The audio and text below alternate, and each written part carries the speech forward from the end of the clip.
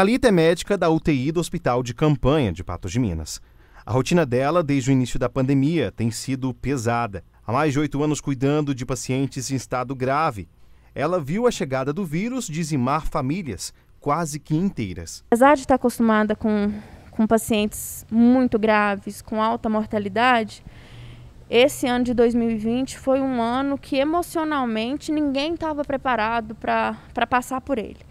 Então foi um ano de a gente que lida com os pacientes mais graves da doença, a gente não está falando dos casos que recuperaram, a gente está falando dos pacientes graves.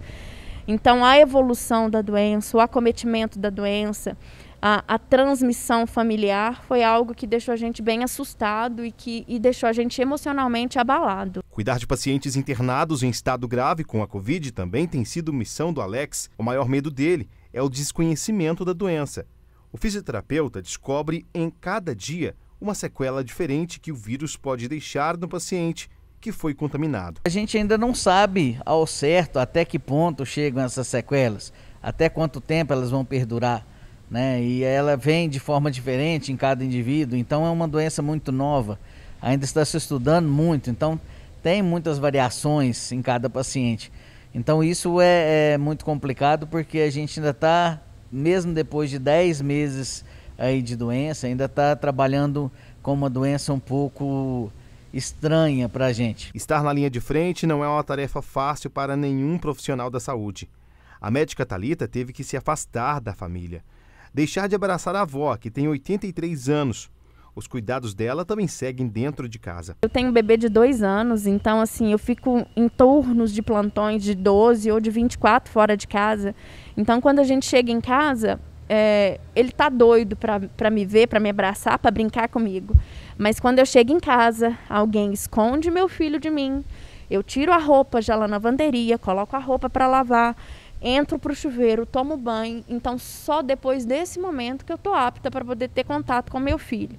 E eu entro em casa nesse momento, eu não tenho contato com ninguém da casa. Eu já entro direto para o chuveiro, me lavo e a gente fica sempre no pensamento, procurando por sintomas, vendo se acorda bem, se acorda indisposto naquele dia. A gente fica preocupado, como todo mundo, porque a gente, além de trabalhar aqui na linha de frente, a gente tem família, como todo mundo tem.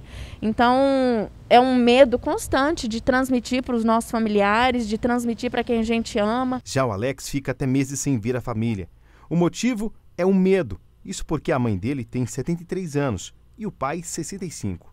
Todos do grupo de risco. Quando eu fiquei um tempo sem visitar meus pais que moram fora, né, meu pai teve uma frase que ele falou que a saudade matava muito mais do que a doença, que era muito dura, que estava judiando muito, né? Então é uma coisa que é muito pesado para a gente que está na linha de frente, que a gente tem que ser duro.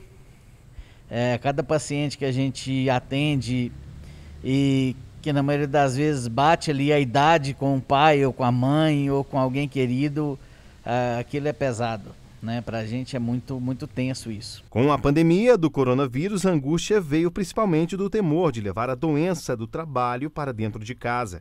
Segundo o estudo realizado pela UFMG em parceria com a Associação Brasileira de Psiquiatria, a Associação Brasileira de Impulsividade e Patologia Dual, a Associação Brasileira de Déficit de Atenção, Universidade do Texas e Mackenzie, 200 mil profissionais de saúde e 8 mil pessoas de outras áreas participaram da pesquisa e documentou o que já era esperado.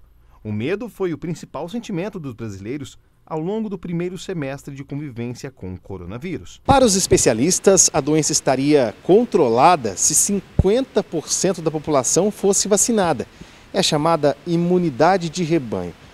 Isso facilita com que o governo consiga vacinar mais pessoas e controlar a pandemia de coronavírus. Só que isso não aconteceu ainda no Brasil. Há quase um ano de pandemia, o que se vê é que as pessoas estão perdendo o medo do vírus.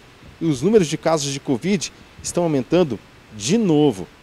Essa falta de medo, segundo os médicos, pode aumentar significativamente o número de internações. Porque o medo, no início, limitava o contato, afastava as pessoas. Só que um ano quase depois de tudo, está todo mundo cansado, está todo mundo estressado, está todo mundo psicologicamente abalado. E aí a gente começa a se descuidar, a gente começa a justificar algumas atitudes. Então, assim, é nesse momento que a gente corre mais risco, né?